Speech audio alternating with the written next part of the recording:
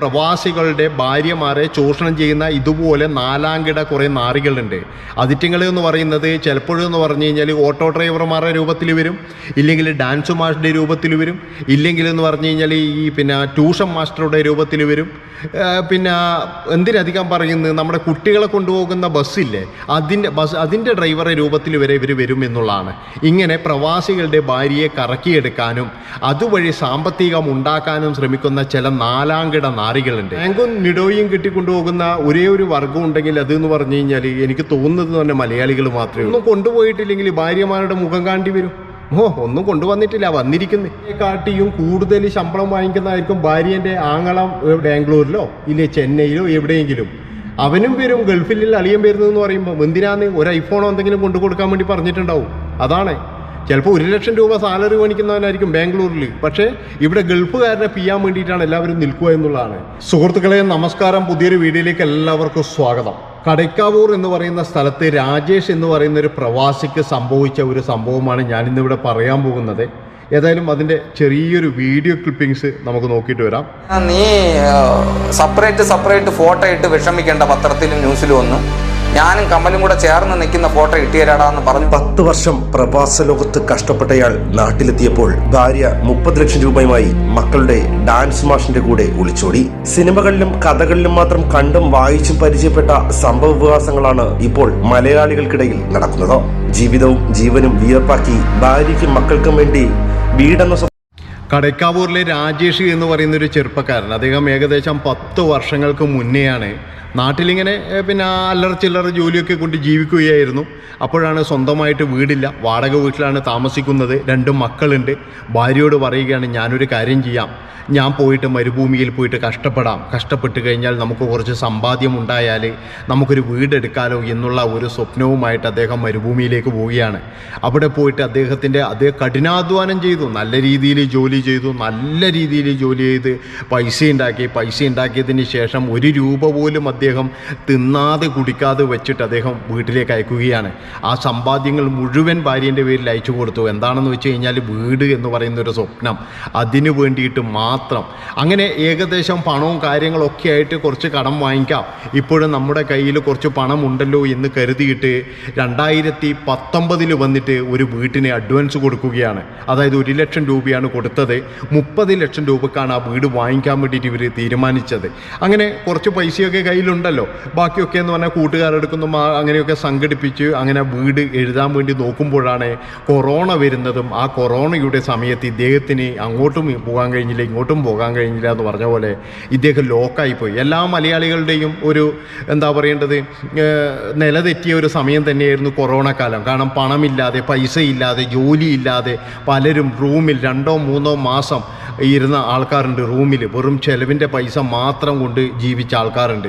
അങ്ങനെ എല്ലാവരുടെയും നില തെറ്റിക്കുന്നത് പോലെ തന്നെ ഈ രാജേഷിൻ്റെ നിലയും തെറ്റി. അപ്പോഴും തൻ്റെ ഭാര്യയും മക്കളും സുരക്ഷിതരാകണം, അവർക്കൊരു വീട് വെക്കണം എന്നുള്ളതിൽ അദ്ദേഹം പരമാവധി അവിടുന്ന് ശ്രമിച്ചുകൊണ്ടിരുന്നു എന്നുള്ളതാണ്. ഭാര്യയാണെങ്കിൽ ഇവിടുന്ന് എന്താണ് പരിപാടി?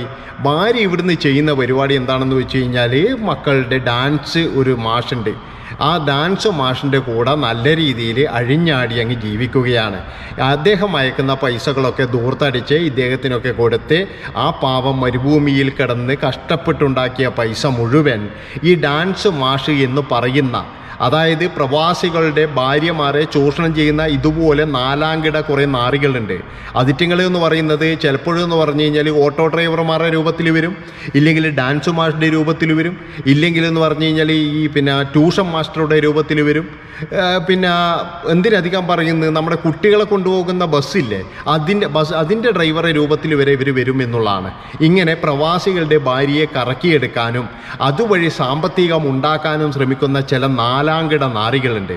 ഇതിറ്റങ്ങൾക്ക് വീട്ടിൽ നിന്ന് 1 ഗ്ലാസ് വെള്ളം പോലും കൊടുക്കരുതെന്നേ ഞാൻ പറയുള്ളൂ. കാരണം കൊടുത്തു കഴിഞ്ഞാൽ തെണ്ടി പിന്നെ പിടിച്ചാൽ പിടികിട്ടൂല ഇവരാ.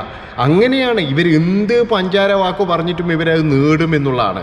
അതുപോലെ തന്നെയാണ് ഈ സ്ത്രീ പെട്ടത്. എങ്ങനെയാണ്? ഡാൻസ് മാഷെടുക്കുക, കുട്ടികളെ ഡാൻസിന് കൊണ്ടുപോകുന്നു, അപ്പോഴും പ്രവാസിയാണ് ഭർത്താവ്.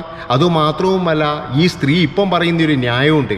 എന്താണെന്ന് വെച്ച് കഴിഞ്ഞാൽ, എന്നെക്കാട്ടിയും ഈ 18 വയസ്സ് മൂപ്പുണ്ട് ഈ രാജേഷിന് എന്നാണ് ഈ സ്ത്രീ പറയുന്നത്? ഈ സ്ത്രീക്ക് കുറച്ച് നാണവും മാനവും ഉളുപ്പും ഉണ്ടെങ്കിൽ ഈ സ്ത്രീ ഇങ്ങനെ പറയുമോ?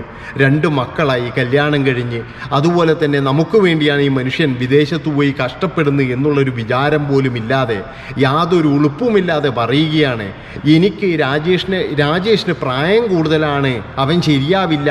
അതായത് ഇപ്പം കിട്ടിയിരിക്കുന്നത് ചുള്ളനെയാണ്, ഈ ചുള്ളനെ മതി.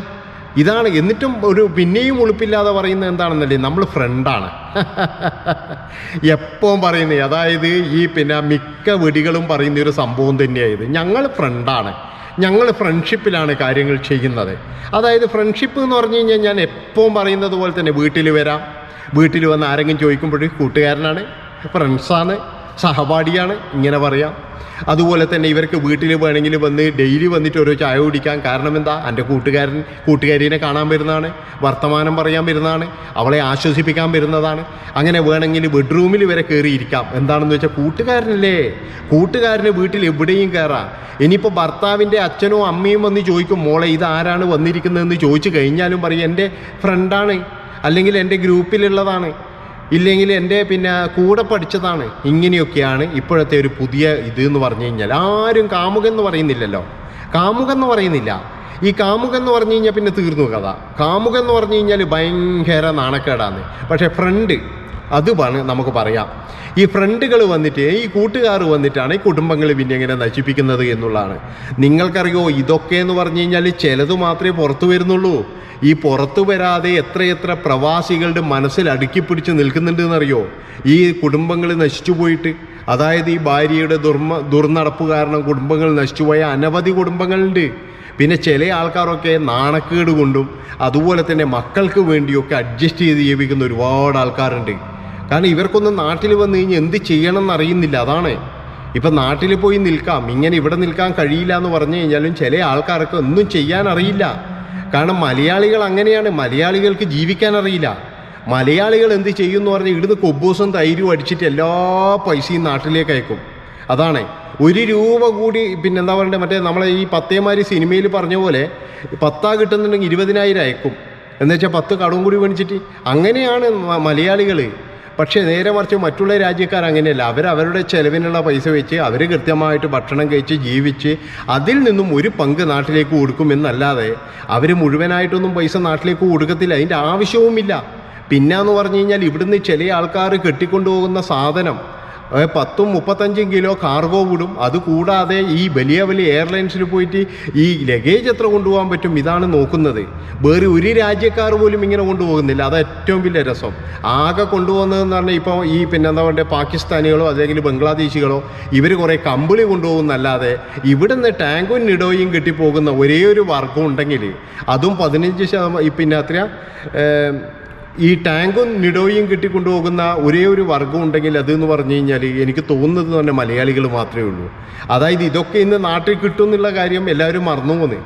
കാരണം എന്താണെന്നല്ലേ, ഇതൊന്നും കൊണ്ടുപോയിട്ടില്ലെങ്കിൽ ഭാര്യമാരുടെ മുഖം കാണ്ടി വരും. ഒന്നും കൊണ്ടുവന്നിട്ടില്ല, വന്നിരിക്കുന്നത് ഒരു പുച്ഛമാണ് അവർക്ക്. ഈ ഗൾഫുകാരൻ പോകുമ്പോൾ ഒന്നും കൊണ്ടുവന്നില്ലെങ്കിൽ അവർക്കൊരു പുച്ഛമാണ്. സ്വന്തം വീട്ടിലെ കാര്യം തന്നെയാണ് പറയുന്നത്, സ്വന്തം വീട്ടിൽ ഇങ്ങനെയാണ് നടക്കുന്നത്. അതായത് ഒരാൾ പോലും മോനെ നീ ഇങ്ങോട്ട് പോരി, ഒന്നും കൊണ്ടുവരണ്ടെന്ന് ആരും പറയില്ല. എല്ലാവർക്കും സാധനവും കാര്യങ്ങളും വേണം. എന്തിനധികം പറയുന്നത്, ഈ ഗൾഫുകാരനെ കാട്ടിയും കൂടുതൽ ശമ്പളം വാങ്ങിക്കുന്നതായിരിക്കും ഭാര്യേൻ്റെ ആങ്ങളം. എവിടെ ഇവിടെ ബാംഗ്ലൂരിലോ ഇല്ലേ ചെന്നൈയിലോ എവിടെയെങ്കിലും. അവനും വരും ഗൾഫിൽ അളിയൻ വരുന്നതെന്ന് പറയുമ്പോൾ എന്തിനാന്ന് ഒരു ഐഫോണോ എന്തെങ്കിലും കൊണ്ടു കൊടുക്കാൻ വേണ്ടി പറഞ്ഞിട്ടുണ്ടാവും. അതാണ്. ചിലപ്പോൾ 1 ലക്ഷം രൂപ സാലറി മേടിക്കുന്നവനായിരിക്കും ബാംഗ്ലൂരിൽ. പക്ഷേ ഇവിടെ ഗൾഫുകാരനെ പിയ്യാൻ വേണ്ടിയിട്ടാണ് എല്ലാവരും നിൽക്കുക എന്നുള്ളതാണ്. അവർ കൊടുത്തില്ലെങ്കിൽ അവർ മോശക്കാരായില്ലേ? ഭാര്യേൻ്റെ ആങ്ങൾ ഒരു ഐഫോൺ ചോദിച്ചിട്ട് കൊടുക്കണ്ടേ? ഈ സാധനമൊക്കെ നാട്ടിൽ കിട്ടുന്ന നിങ്ങൾക്ക് അറിയില്ലേ? അതുകൊണ്ട് തന്നെ എൻ്റെ പ്രിയപ്പെട്ട പ്രവാസികളെ, ഇനി നിങ്ങൾ വിചാരിക്കണം. അതായത് ഞങ്ങൾ ജീവിക്കുന്നത് എന്ന് പറഞ്ഞു കഴിഞ്ഞാൽ ഒരു എന്താ പറയേണ്ടത്, ഒരു ബാംഗ്ലൂരിലാണെന്നോ ഇല്ലെങ്കിൽ കൊച്ചിയിലാണെന്നോ ഇങ്ങനെ വിചാരിച്ചാൽ മതി. അത്രയേ വേണ്ടൂ. നാട്ടിൽ പോകുമ്പോൾ ഒരു ബാഗ് മാത്രം മതി, ഒരു 3 കിലോ ചോക്ലേറ്റും വേറെ ഒരു ഒലക്കയും വേണ്ട അവിടുന്ന്.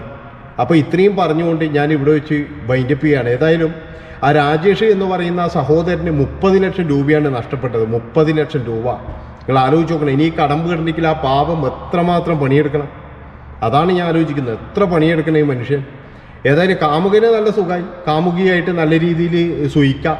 അതുമാത്രവുമല്ല കുറേ നാൾ കഴിയുമ്പോൾ ഇവനും മടുക്കും. ഈ ഡാൻസ് മാഷൊക്കെ മടുത്തു കഴിഞ്ഞാൽ ഇവനങ്ങ് ഒഴിവാക്കുകയും ചെയ്യും. അത് കഴിഞ്ഞിട്ട് പിന്നെ മക്കളെ വന്നിട്ട് കാല് പിടിക്കും, മക്കളെ മക്കളെ എന്ന് പറഞ്ഞിട്ട്. അപ്പോൾ എൻ്റെ പിന്നെ ഈ രാജേഷിനോട് എനിക്ക് സഹോദരനോട് എനിക്ക് പറയാനുള്ളത്, ഇനിയെങ്കിലും നിങ്ങൾക്ക് വേണ്ടി ജീവിച്ച് നിങ്ങളെ മക്കളെയും നോക്കി ജീവിക്കുക, അത്ര മാത്രമേ എനിക്ക് പറയാനുള്ളൂ. ഇത്രയും പറഞ്ഞുകൊണ്ട് ഈ ഒരു വീഡിയോ ഇവിടെ വെച്ച് വൈൻഡിപ്പ് ചെയ്യാണ്. ഇഷ്ടപ്പെട്ട് കഴിഞ്ഞാൽ ഒന്നും നോക്കണ്ട, സബ്സ്ക്രൈബ് ചെയ്ത് കൂടെ കൂടിക്കോ. നന്ദി, നമസ്കാരം.